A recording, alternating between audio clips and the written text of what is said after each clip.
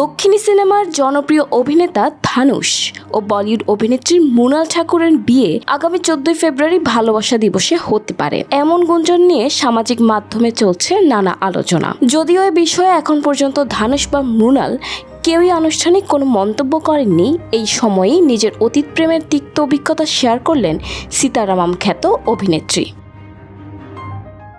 সম্প্রতি এক সাক্ষাৎকারে অভিনেত্রী নিজেই জানান, ছোট পর্দা থেকে বড় পর্দায় যাত্রার সময় তার ব্যক্তিগত জীবন ছিল বেশ চ্যালেঞ্জিং। তার তৎকালীন প্রেমিক ছিলেন অত্যন্ত রক্ষণশীল পরিবারের। অভিনয়কে পেশা হিসেবে নেওয়া এবং ব্যস্ত জীবনযাপনের সঙ্গে মানিয়ে নিতে না পেরে শেষ পর্যন্ত সেই সম্পর্ক ভেঙে যায়।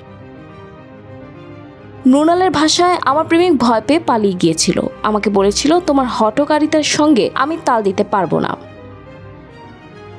তবে সেই বিচ্ছেদকে এখন শাপে বর হিসেবেই দেখছেন মৃণাল ঠাকুর। অভিনেত্রীর ভাষায়, ওই সময় সম্পর্কটির ভেঙে যাওয়া তার জন্য এক ধরনের আশীর্বাদ ছিল। তিনি মনে করেন, চিন্তাধারার এই অমিল ভবিষ্যতে আরও বড় জটিলতা তৈরি করতে পারত, বিশেষ করে সন্তান লালন পালনের ক্ষেত্রে। এদিকে ধানুষের সঙ্গে তার বিয়ে নিয়ে গুঞ্জন আরও জোরালো হলেও বিষয়টি এখনও পুরোপুরি নেটিজেনদের আলোচনাতেই সীমাবদ্ধ। ভক্তরা অপেক্ষায় আছেন তারকা জুটির পক্ষ থেকে কবে আসবে আনুষ্ঠানিক ঘোষণা।